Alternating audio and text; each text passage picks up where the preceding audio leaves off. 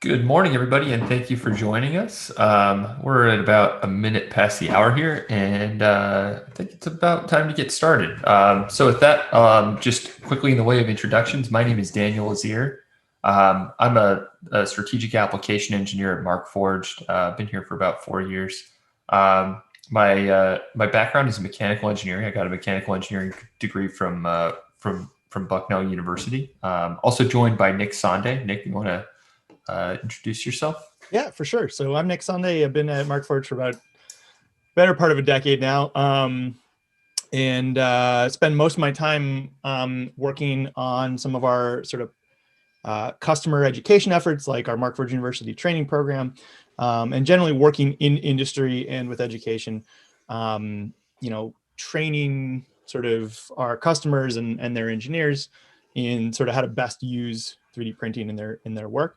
And my background is actually in mechanical engineering as well, from Georgia Tech and MIT. And in both those schools, I actually helped kind of build up their student-run shops, rapid prototyping studios. So I have a bit of experience there as well. Awesome. So we'll go ahead and jump into it. So what we had in mind today, we're really glad you could join us today because we have some interesting topics to discuss. So we'll be talking a little bit sort of as a level set, the kind of outcomes we sort of mutually seek to gain with educators. And we'll talk a little bit about where the industry is at today and why it's an interesting time to start considering sort of more of a digital strategy. And then we'll talk a little bit about how both industrial and educational customers alike are utilizing our platform, which is called the Digital Forge. And then we'll get into some of the specifics of that platform and how you go about operating it. And then if there's time, we'll also talk a little bit about who we are as a company. And we'll leave a bunch of time at the end for sort of open discussion and Q&A. And then on that topic, a quick programming note. At the bottom of your Zoom interface, you'll see a Q&A sort of chat box, speech bubble icon. We both welcome and encourage you to, as we're presenting, pump in questions as they come along. We're actually going to attempt to address those questions as they come in. Sort of the beauty of having two heads on this presentation.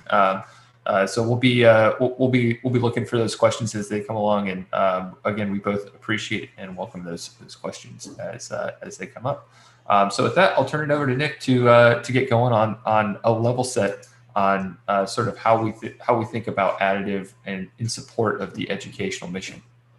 Yeah, and so one of the biggest things I want to kind of start with is that we know, as educators yourselves, and we also are doing our own sort of education with our customers is that we know that students aren't there to stay in the classroom forever, right? And so they're going to use their time in higher education to broaden their opportunities, develop their skills, to bring them to careers, whether it's in engineering and manufacturing, whether it's to careers in research at the educational side of it or in private research institutions. But in general, we know that what we're here to do is to help kind of develop their skills and push them forward. And kind of along that note, I don't know if you want to hit the next slide, Daniel. We really have kind of I think at least in my mind, a shared sense of purpose and sort of where we're really passionate about when we think about it. So we don't just make 3D printers. I've spent a lot of time, especially in the last couple of years, on building sort of the training and development, skill development side of it as well. And really, I think there's some sort of key shared goals here. And one of them is to really equip engineers both with the technology, but also the skills and experience they'll need to succeed, whether it's that's in research, whether that's in industry. And we're doing that with both students today and with existing engineers who are looking to level up their skills and learn where they can take 3D printing technology they have further. We also look at it for sort of enabling faster problem solving. So, one of the things we'll talk about a little bit later is how 3D printing can enable your students to have easier ways to solve problems, whether it's in research or in the classroom, and really lower some of the barriers to actually go for solving those problems. And then the last thing is expanding sort of access to advanced materials, processes, and technologies. So really, expanding some of the classroom ability to kind of dive into some really advanced, especially in things like material science and engineering, being able to really access some really advanced ways of producing, composite or metal parts. So anyway, we'll talk about those throughout, but I think it really, I wanted to sort of set the stage because we're at a really interesting time, and I know Daniel wanted to talk about that a little bit.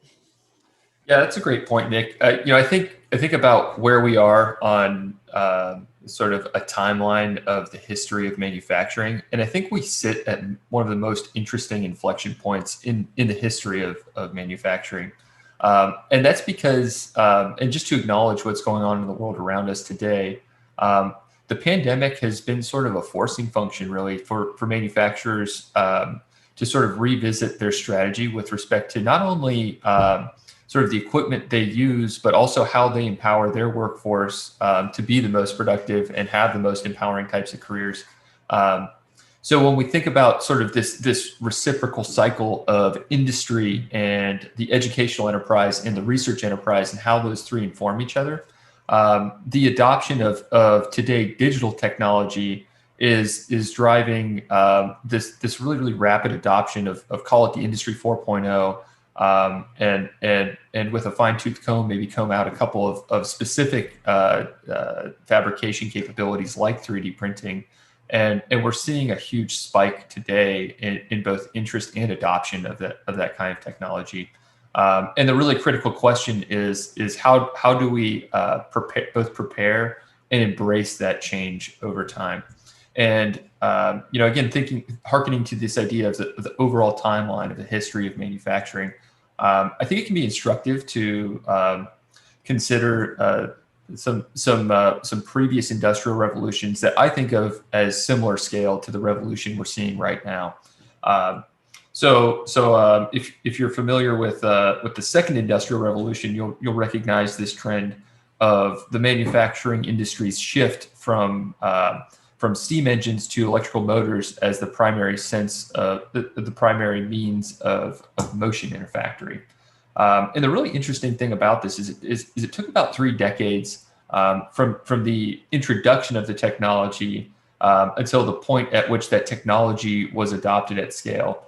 And I think there's a few reasons for this. So one, a big component of it is again, the workforce side of it. So how long does it take for that, again, this reciprocal engine of the research enterprise, the educational enterprise, and feedback from industry to prepare students with a relevant foundational education in the right mindset for solving problems with this new technology. And you can see on the right-hand side, the manufacturing industry as a whole was rewarded for this shift, where when electrical motors became more commonplace, society won at large because we saw a huge spike in productivity on labor and a far higher return on capital, which matters to the educational enterprise because this ultimately means more opportunities for emerging engineers and designers coming out. So in summary, it wasn't so much the introduction of the technology as much as it was the change in the mindset overall of the individuals that were plugging into the workforce and adopting technologies and quite literally reconfiguring entire factories around an entirely new means of production. So now I'd like to look through a more refined lens at the history of additive manufacturing because again, we talked about the trends of the workforce readiness. Now let's talk a little bit about technology readiness.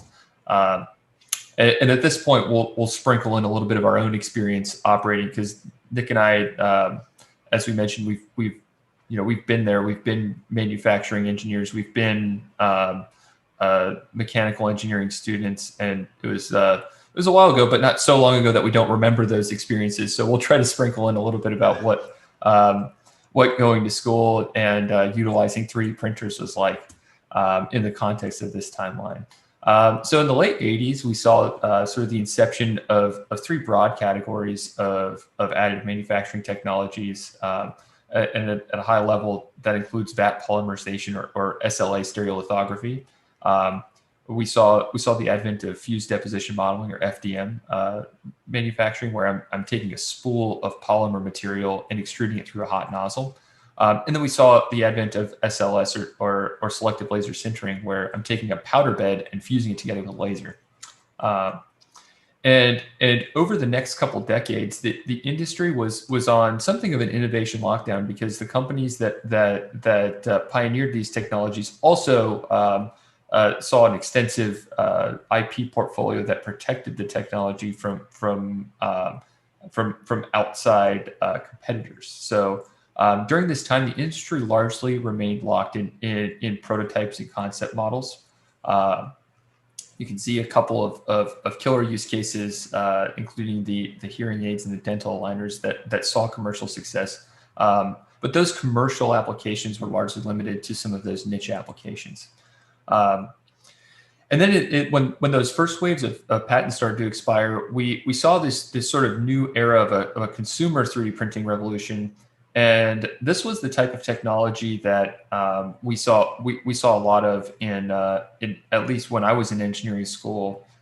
There was this kind of interesting dichotomy of the first wave 3D printers, which were the size of refrigerators, and the rule was don't touch. And then we saw the introduction of these much smaller printers, the size of a toaster, that we could operate ourselves, and for the first time start to really tinker. And while these printers were still sort of locked in these polymers that were better suited toward prototypes and concept models, it was deeply empowering as a student to be able to go forward and actually execute, at the very least, design concepts and undergo a relatively high fidelity product development cycle of my own, which prepared me for a career in manufacturing engineering in a way that was far more practical than anything I could get out of a textbook. Yeah, and I think I can just add a little bit here, is that, I around the same time was in undergrad, and I kind of had two sides to it, where a lot of the engineering I was doing was a little bit sort of heavier force, heavier sort of requirements. So I was doing a lot of my own work with CNC machining. I didn't really use a ton of 3D printing because of those materials, but at the same time, talking, or the materials at the time were pretty, prototypes and looks like models. They weren't very strong or tough. But I did also see, one of my best friends, who was also a mechanical engineer, was able to go through a full, product sort of development cycle on, for his senior design project, where they were able to actually have a reasonably, at least looked like and sort of functioned like model by 3D printing a lot of it. So it brought a lot of really cool, capability to us, because as a student, we could still basically come out of that senior design with a, at least looks like part. And for me, the one remaining blocker at that point was just, I need functions as well. And I think that's a nice transition into roll the clock forward to 2014, where Markforged invented the digital forge, which for the first time in that, call it microwave-sized form factor, that is both accessible and easy to use, at a level that students and emerging engineers could sort of unshackle themselves from the typical part request process from the machine shop. I now have that form factor. And I also have that form factor coupled with material capabilities that go far beyond just prototypes and concept models, and start to actually address some use cases that used to be reserved for exclusively metal parts that were made on a CNC mill. And this was all empowered by a continuous fiber printing process that we'll get into a little bit of the platform specifics, but for the first time, engineers and designers had the capability to quickly, efficiently, and cheaply produce these composite parts that had strength on par with metal. And at this point in time, we started to see a resurgence in mainstream industry interest in both metal and composite 3D printing. And shortly following that, as the industry matured, Markforged added to the digital forge the capability to produce for the first time metal parts on a platform that was empowering, easy to use, and above all else smart. So from there, we started to release a few more materials that solved some application specific problems along the way, and that leads us to where we are today. Where we have we'll talk a little bit about sort of our customer base and what we're doing in industry today.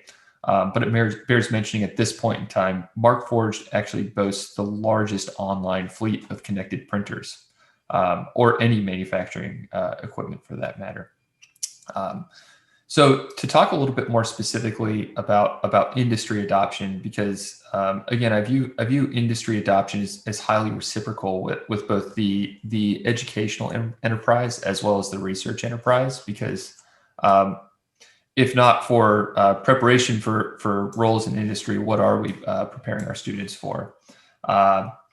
So just to quickly graze across these. So in the aerospace industry, we're working with 10 of the top 10 companies. And in terms of the use cases, we have parts flying in business jets as well as the F-35 as part of an accelerated adoption rate of these high strength polymers and composites in these airframes. In the automotive industry, we're working with 12 of the top 14.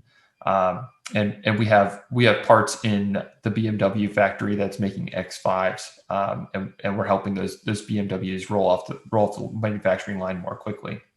Relatedly, we're also working with some of the top space exploration companies with parts currently orbiting the Earth in the International Space Station. The Department of Defense is actually sort of one of our largest customers, and we work with 5 of the 6 U.S. Armed Forces. And these machines are so accessible and so easy to use. They're actually pushing these devices forward into the field in combat zones and forward operating bases. We're also working with 9 of the top 10 med device companies with doing things like manufacturing tools and orthopedic implant tools. And we're working with all of the top industrial automation companies. And specifically there, the use cases revolve around end-of-arm tooling.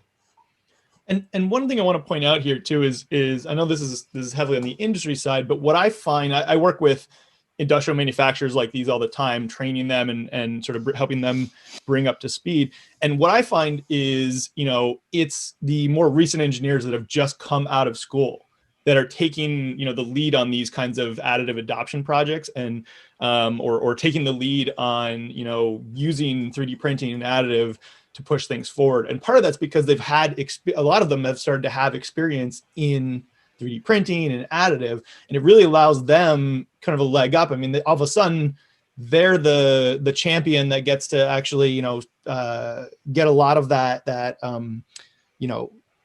line of sight from leadership, and they're getting a lot of the a lot of the, not awards, but there's a lot of the praise for actually being able to push these programs forward. And part of that is because a lot of them have started to really have some of that 3D printing design experience in their sort of respective educational institutions when they sort of came out of it. So having that as a background and a starting point of a skill set is really setting them up well and preparing them to kind of take leadership roles and really, move their respective industries forward. Yeah, that's a great point, Nick. And when I think about the kind of person manufacturers and industry is seeking today, it's definitely those individuals that are native and in fact fluent in the latest and greatest technology, familiar with the capabilities and familiar with how to implement. I see we have a question coming through the chat box here. So how are you training students at the community college level or using community colleges to skill, reskill, upskill current workforces? Won't additive manufacturing be a key part of the next wave of blue collar tradesmen? Mm-hmm. I feel like you're, I feel like you're the best authority on that. Go for it, Nick. Yeah. So we developed a really, well, myself and a small team developed over the last couple of years our sort of Markforged University program. And so, first of all, that's given a basically really easy, affordable way for whether it's at the company level, at the community college level, and in between. A lot of times we see these partnerships between sort of large corporations in an area to kind of upskill that area's workforce through community colleges. So that's given us a really easy way to sort of scalably do some of that training. We're also working, you may have seen up in Michigan, we were working with Automation Alley on Project Diamond, which is a sort of an effort to place additive manufacturing in a number of different sort of smaller, small, medium businesses in the Michigan area to kind of, give them additional sort of advanced manufacturing capabilities across that SMB sort of network in Michigan. Now, Automation Alley is one of those companies that works both with the so local community colleges and industry to kind of do exactly that type of upskilling, workforce development, skill training development. So that's like a lot of times we've partnered with sort of local. I'm not entirely sure if it's a nonprofit, but it's like skill accelerators and sort of like local groups, including community colleges, to sort of help educate, but also sort of develop skills in a real context for this is skills that are going to go immediately to use in industry. So we developed that curriculum in partnership with industry in order to make sure that we're hitting the skill sets they needed or wanted to see to push those sort of engineers and employees, to build their skills in the areas where they needed them.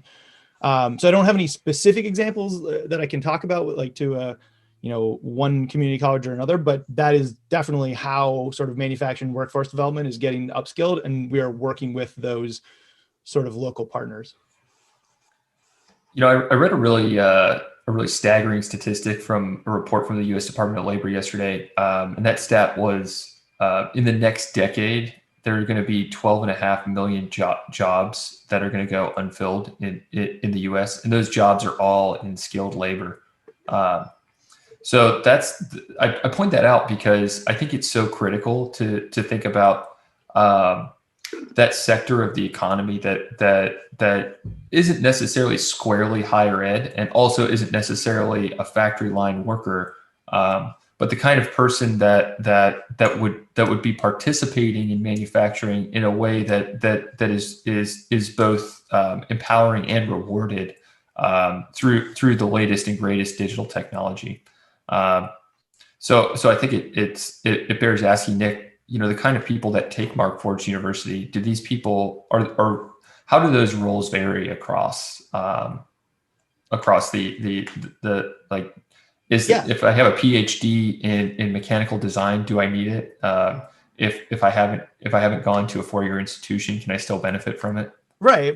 Yeah. So it's very contextual and very like immediately relevant. So obviously if you are it's the whole purpose of that course of training is designed for additive, specifically around Markforged, and it's also sort of identifying sort of industrial and sort of industry applications for additive and sort of those skill sets. It's the critical thinking and skill set development to spot those opportunities and also understand how to design for them. So just giving a little background, like we have everybody from sort of plant technicians that are directly working on, various machines and manufacturing processes, to manufacturing and maintenance engineers, to sort of, aerospace engineers and automotive engineers. So it really spans the full range. It's not like the training work we're doing in both industry and, with colleges and universities and sort of higher ed isn't restricted to just, I'm getting a PhD in design for, or machine design. It's not restricted to something like just that. It's really sort of highly relevant, highly contextual, and directly able to be put to use in a wide range of different fields, applications typically around manufacturing engineering, but yeah, around those skill sets. Awesome.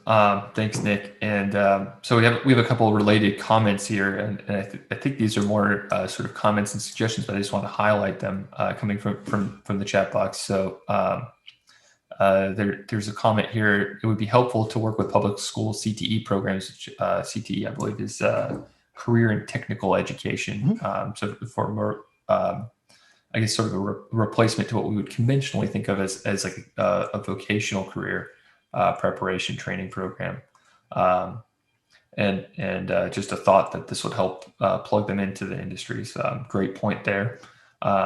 There's also a comment around designating academic institutions as Markforged certified. I believe Nick mentioned that on an individual level, engineers, designers, and technicians alike can pursue Markforged certifications that they can then put on their resumes. Definitely an intriguing concept to consider.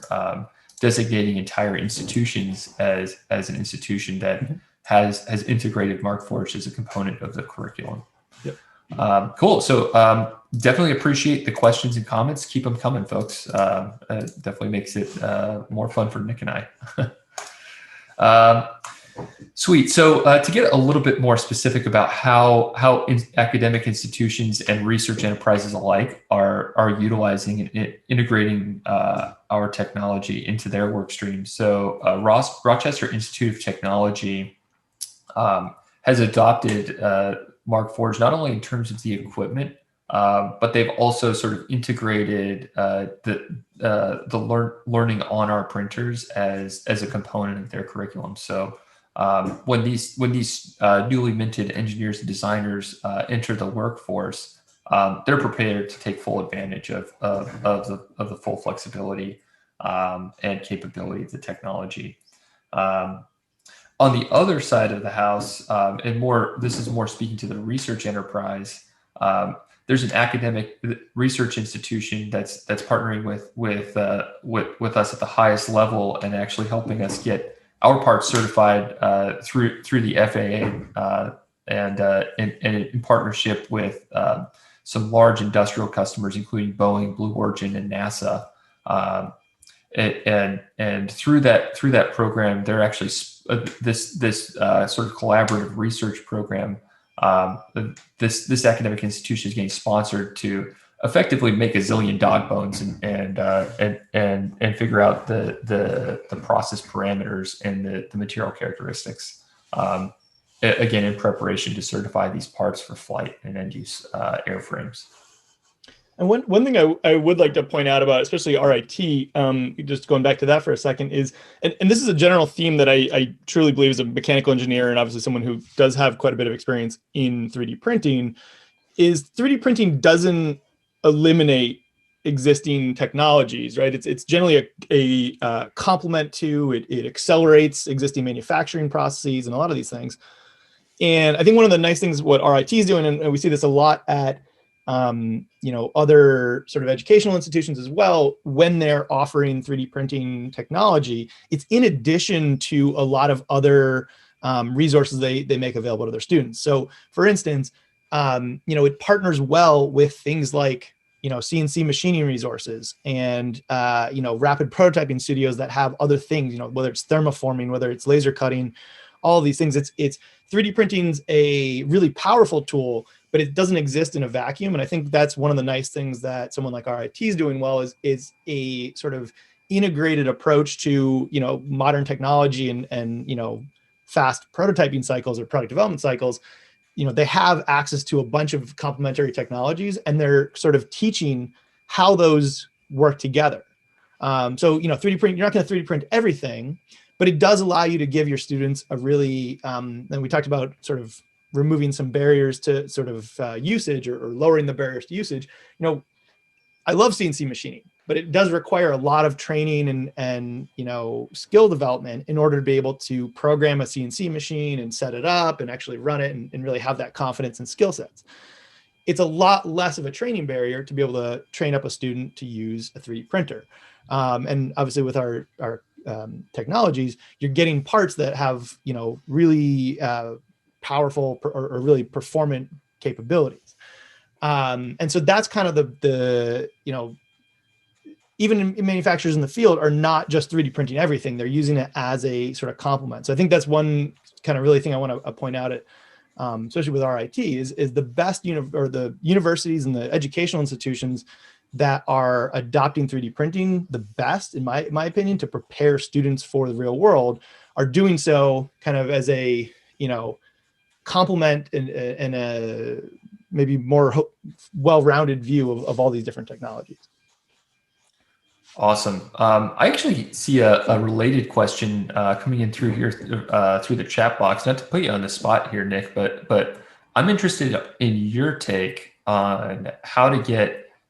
Hey, if I'm a maker and I have some mechanical engineering knowledge, but I'm new to 3D printing, what's a good way to get a pulse on what industry wants from the emerging workforce? Yeah, and I can answer that and also address Michael's or Mikhail's question about some of the sort of how to teach DFAM as well. So there's a couple things to think about it, and the way that we teach 3D printing, or at least the way I teach 3D printing, is not specifically, hey, let's go find what we can 3D print. It's really more fundamental. It's identifying high impact problems.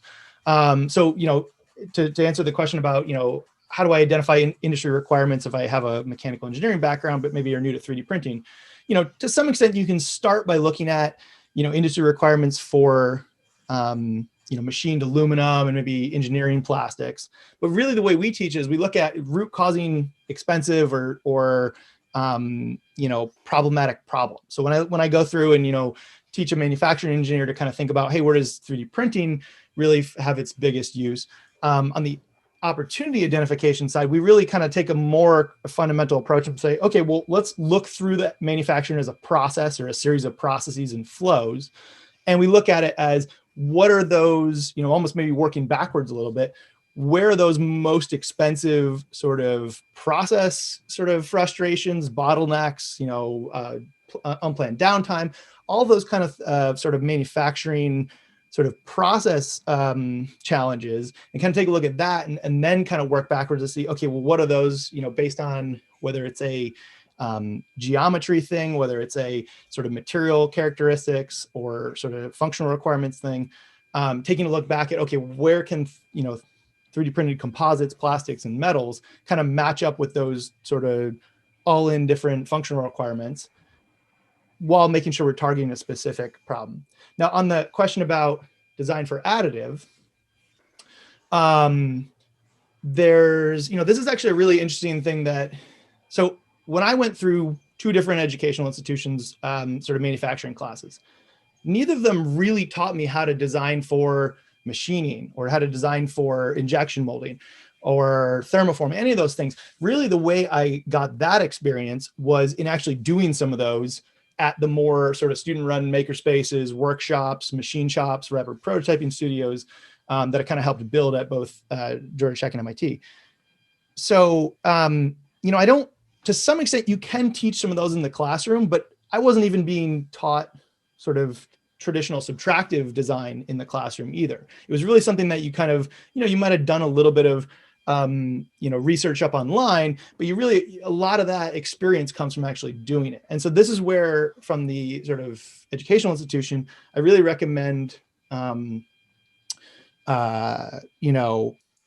educational institutions give students access to 3D printing resources in areas outside of the classroom as well. So things like, whether you have a student run or a student available shop or prototyping lab or anything like those, where you're giving those students those opportunities to a little more free form, solve problems, make mistakes in a way that, they're still being safe, but learning from those sort of, iterative designs and stuff like that. And so we pair some of that sort of DFAM or design for additive manufacturing instruction, from the sort of, here's the how-tos, here's the how to think about it. But at the end of the day, you also need to actually put that into practice. And so that's something that I think really needs to be addressed, or really needs to be focused on as an educational institution, is making sure that students have free-form access to those resources outside of just pure classroom involvement. Awesome. Awesome. Thanks, Nick. We have a question about the equipment. I'd like to save that one, and I'll go back and address that as we get a little bit more into what this thing is, the Digital Forge, the platform that we've been talking about. Mhm. I see a question about the skills of operators required, and is that a different skill set? Is it a wider breadth of skills that are necessary? And I think I'd like to harken back to this idea of the last major industrial revolution that saw sort of a wholesale reorientation of entire factories. And it wasn't necessarily that the workforce needed more skills, or they needed to be smarter, or have greater cognitive skills. It was more so the case that everyone from the factory owner to the line operator needed to change their mindset around how a factory should work. And I think operating a printer is very much the by the same token, it's less about understanding the speeds and feeds like you would need to know to operate something like, say, a CNC mill. And it's more about understanding how to operate something at a far more digital, oftentimes remote level, which is kind of an interesting change in the way that factory operators interact with their equipment. Mhm.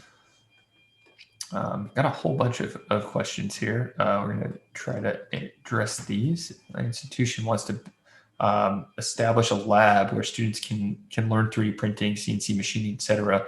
Can Markforged consultant help us to determine what all should go into that space for a comprehensive learning environment?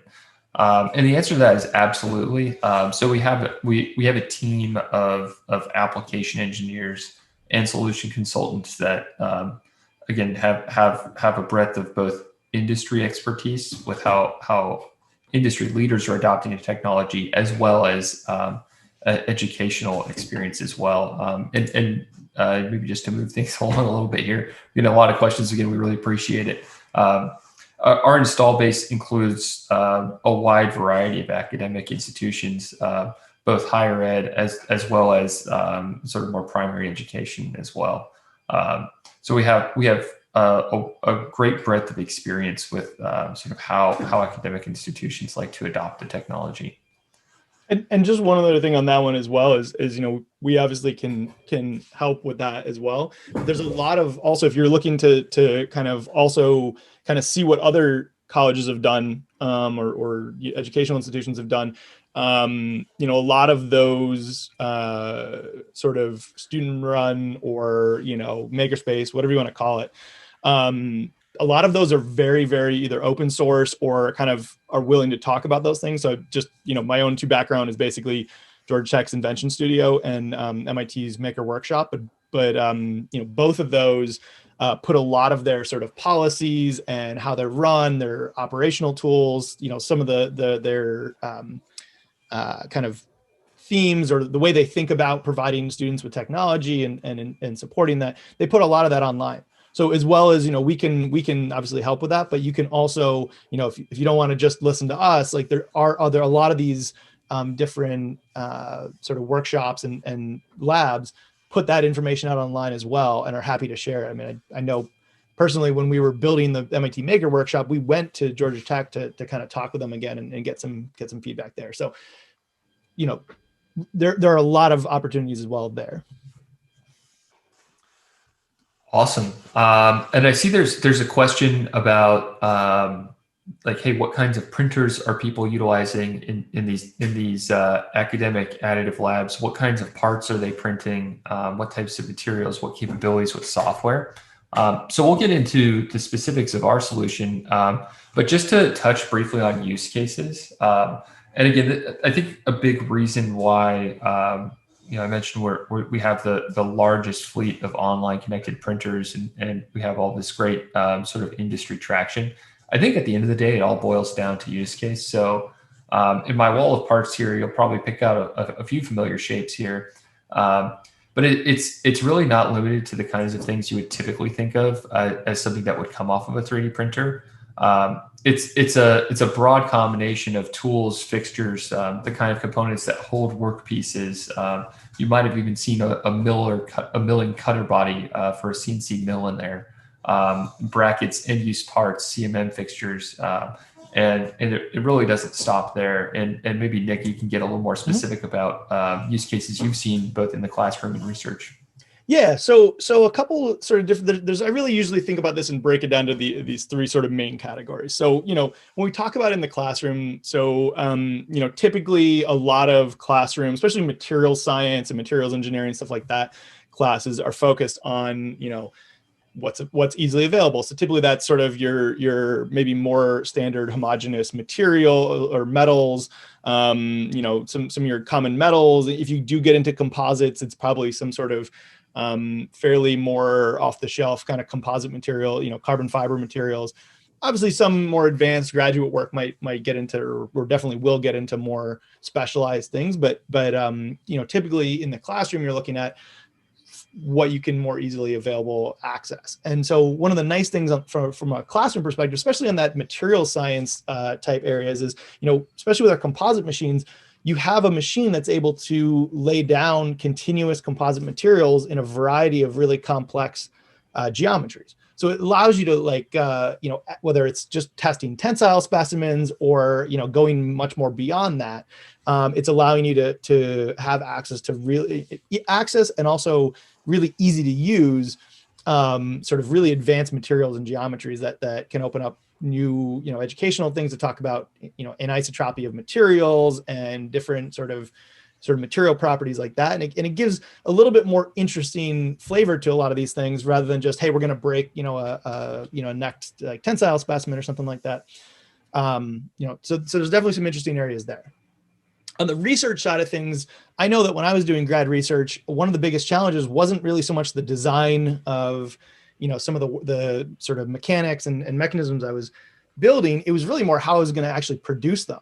So fortunately for me, I had some training from my undergrad career and before that in actually how to use CNC mills and CNC machines, which was great. But if I hadn't had that training, and I had a couple counterparts in my lab that didn't come from that background, and it was much more challenging for them to get some of their work done, at least in the mechanical engineering field, because they didn't have the skill sets or the ease of use to actually go and produce something from a digital design to a physical object.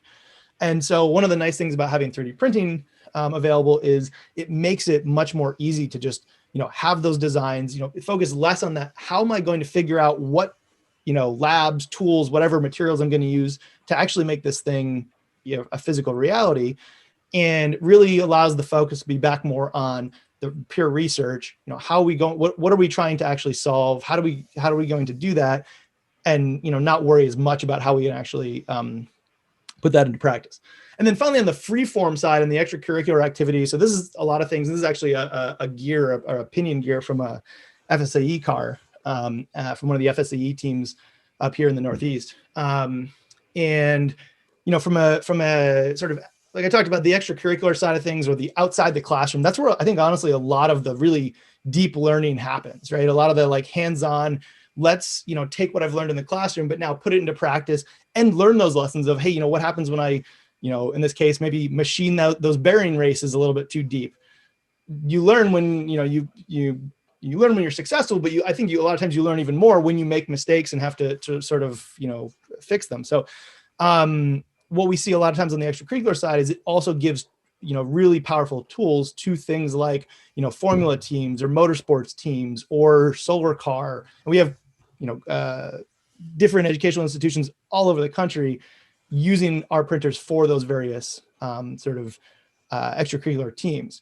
And truly, I really think a lot of those experiences are where you, as an engineer, get a lot of hands-on work that then eventually down the road, years later, you realize, oh, by the way, I totally learned how to do this back then in that, on my motorsports team or whatever it was. And I really do find a lot of that, having that freeform accessibility to these sort of high-tech tools really teaches really cool lessons. Yeah, I think that's a great punctuation mark, Nick, on the notion of sort of how use case helps inform students on sort of where they go for after university. And I think a lot of times a bulk of that learning happens outside the classroom in some of these extracurricular activities that we see students undertaking. And that actually relates to a couple of questions we got in the chat box here.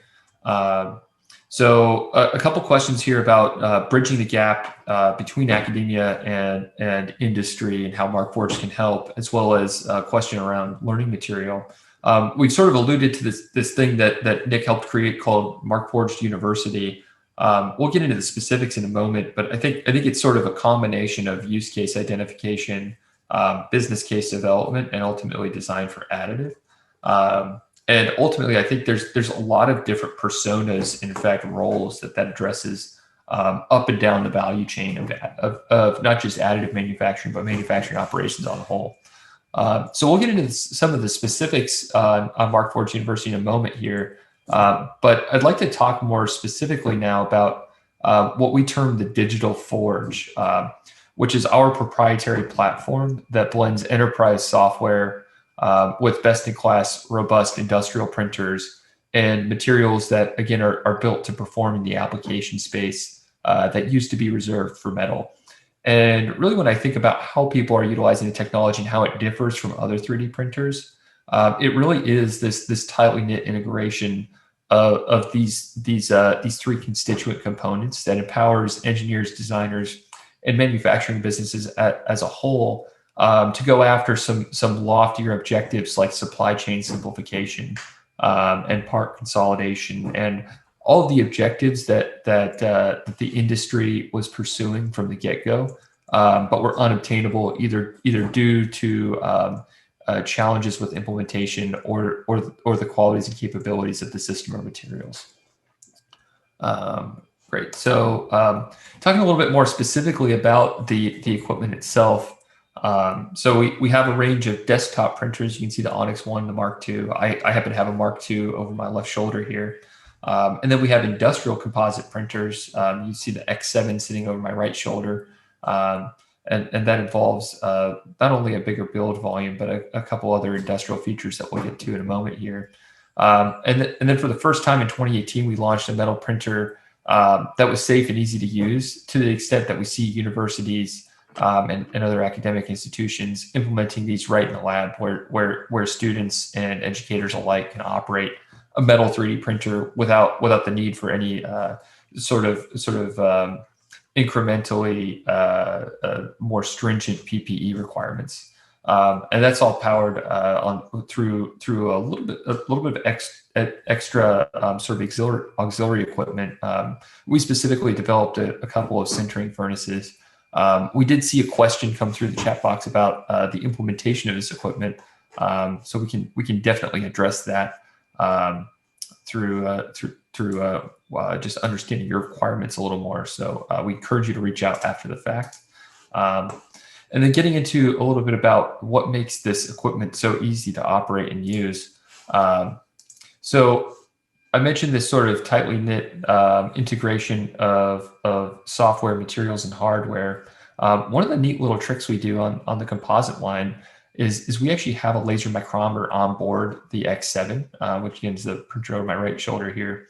And we use that laser along with a neat piece of code to actually self-calibrate the bed every time we kick off a print. So every first print turns out, every first layer turns out perfectly, which ends up resulting in a far greater success rate. And when I think back to all of the additive labs I've been to or been a part of, specifically when we're running into the scenario where we have a dozen or so unique users, calibration is oftentimes sort of the Achilles heel of that equipment. So having that repeatability built into the process affords academic institutions far more flexibility and far more access in terms of who can actually go in and utilize the equipment.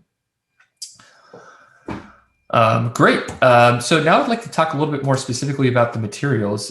We've alluded to the notion that we print in these composite fibers, these polymers, and some metals. So what are these things? So back in 2014, we invented carbon fiber 3D printing, and that was a process whereby we took a filament of polymer material, just like those fused filament fabrication printers or FDM printers, um, and we would lay down a bead of polymer, and then we would lay down a continuous fiber, a continuous carbon fiber right into that bead, and the end part ended up having the strength properties on par with 6061 aluminum.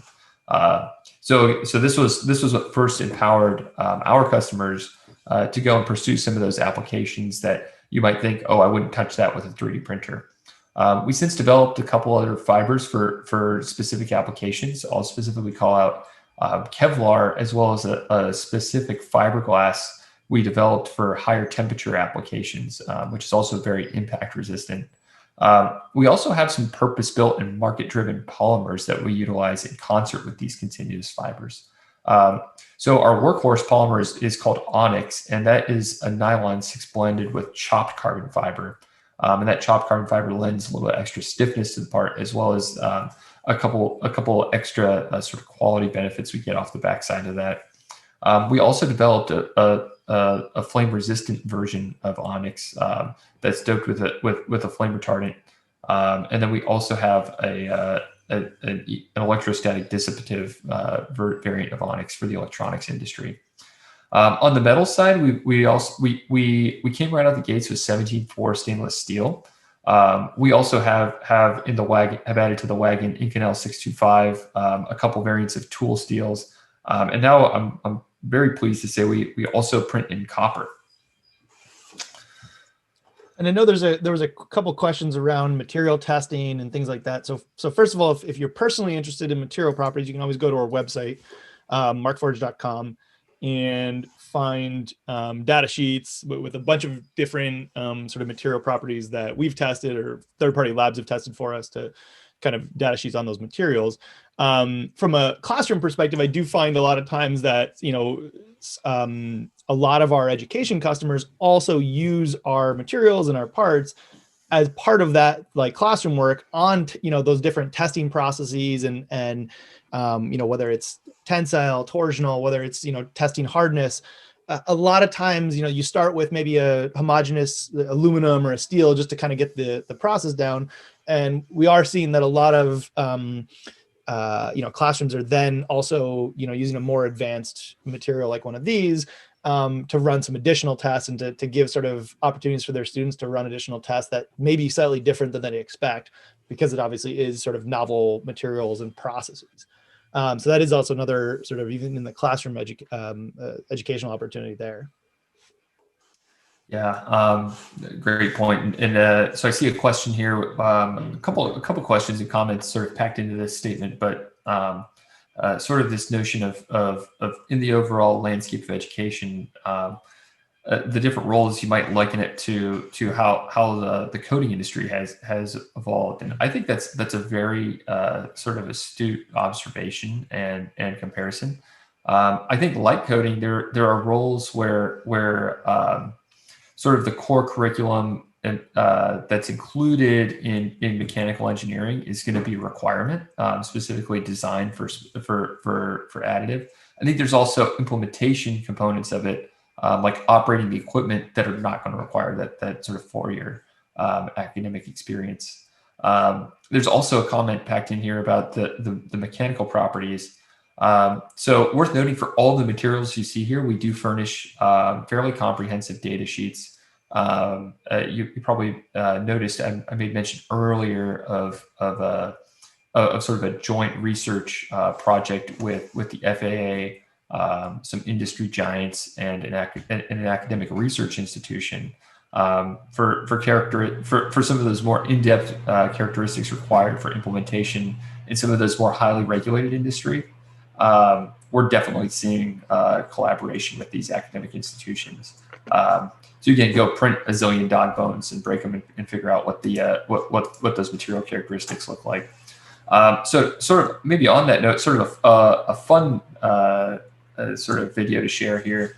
Um, so a lot of our engineers from our team come from Olin College of Engineering. This is a sort of design challenge that they undertook, where they designed this chain link to see how far it could go before breaking. It looks like my audio playback is working, but the video playback did not. That's unfortunate.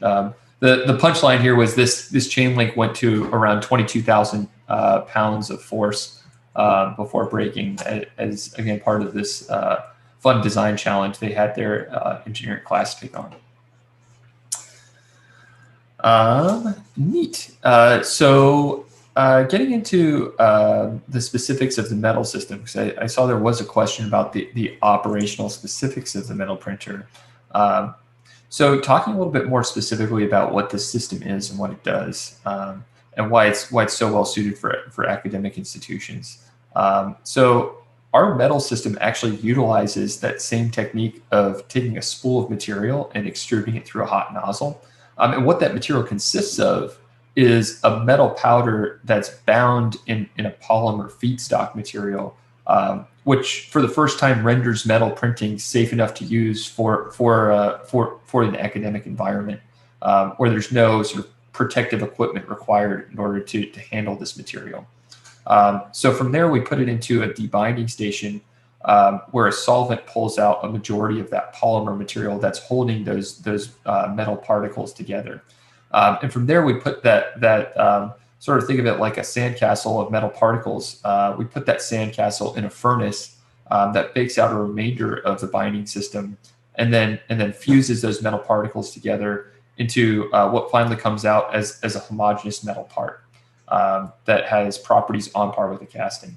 And in terms of support removal, all you do is just knock it with a hammer. Sometimes some tweezers for some of the smaller components work out. But at the end of the day, this is a metal part that has the properties to plug right into applications that you would think of as suitable for a casting, or even a machined metal component in a similar sort of variant.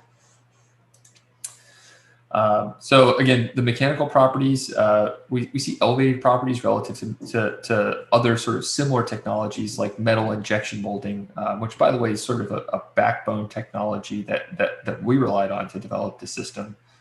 So we sort of benchmark our mechanical properties sort of on par with wrought steel.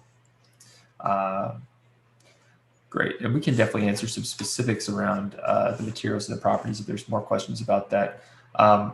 But I spoke a little bit about this sort of tight integration between materials, hardware, and software. While it doesn't pertain so much to academic institutions in terms of the supply chain side of this, I do want to speak really briefly about how manufacturers are implementing this from a digital transformation perspective. So for the first time, all of these parts can now live in the cloud, as opposed to physical inventory, for instance, sitting on racks. And global parts managers can now manage this vast library of parts, adding, editing, uploading, managing version control.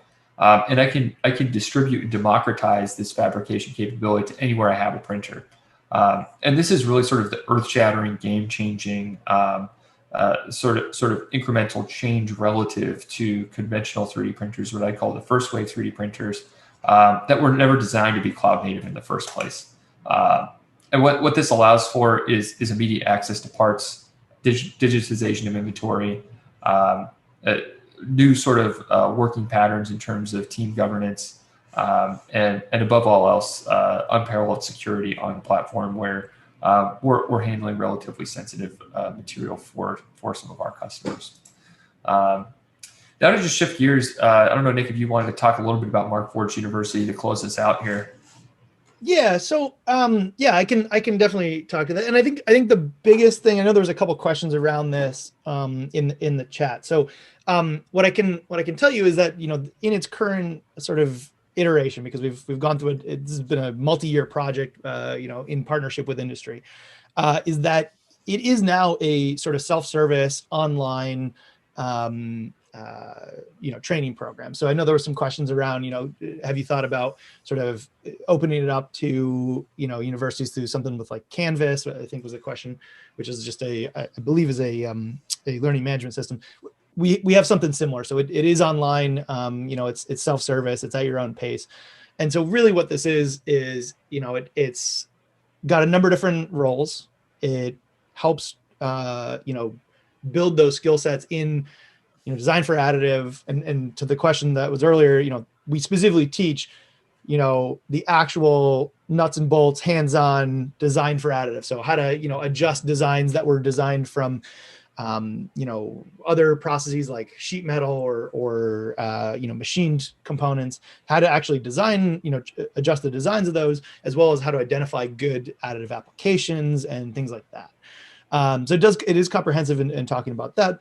And it was designed with industry to kind of hit a lot of the sort of skill sets that industry is looking for their engineers to have.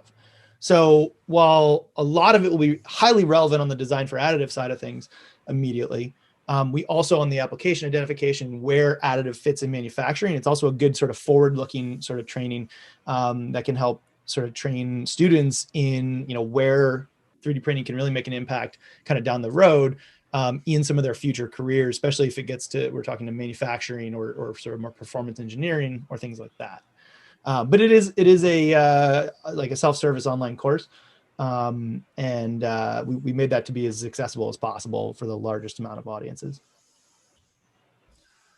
Awesome. I know we're over time here, so I'll just maybe open it up to some Q&A. We still have a couple questions sitting here about. So first of all, material capabilities. Asking about aluminum, say C61 T6 specifically.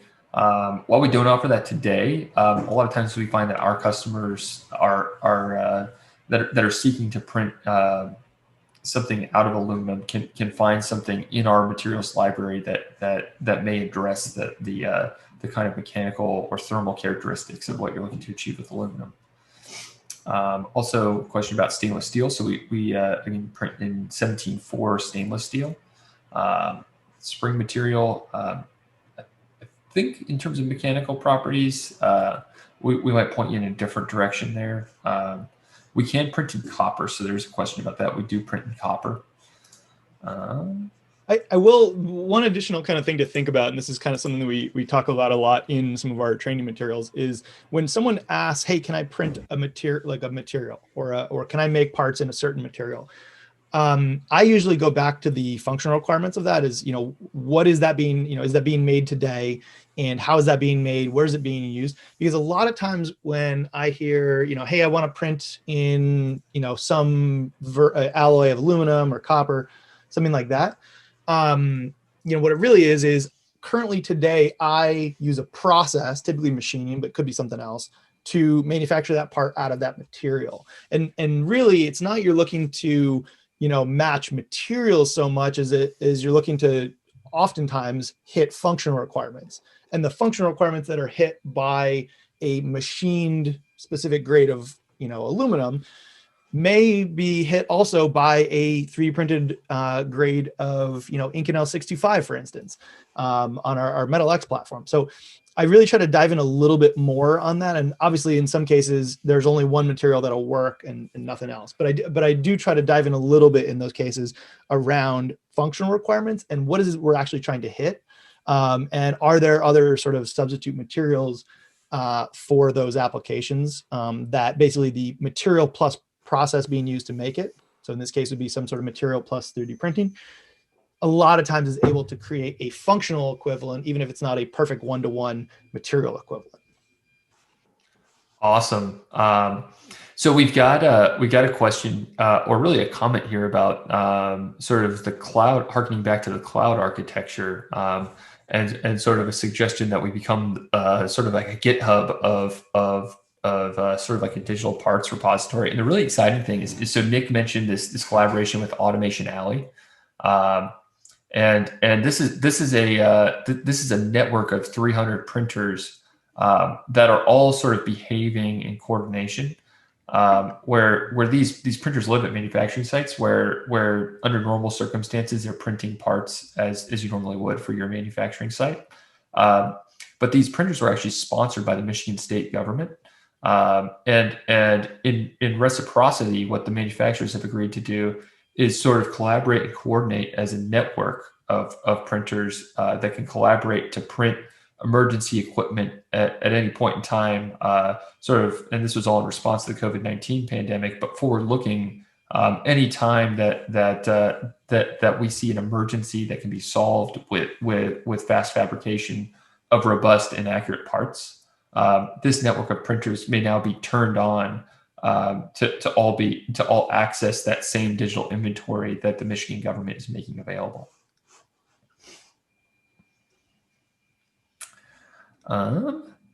So one last question here about some specialty alloys. While some of those specialty alloys you're mentioning here in your comment are not sort of like the commercial off the shelf variants of materials that we offer, we do have a history of developing materials as a service. So we've done a handful of sort of collaborative exercises with industry to develop some specialty alloys when there's enough sort of business impact for our customers.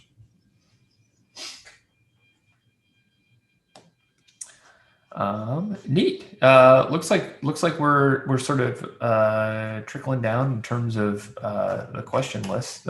Certainly appreciate everyone's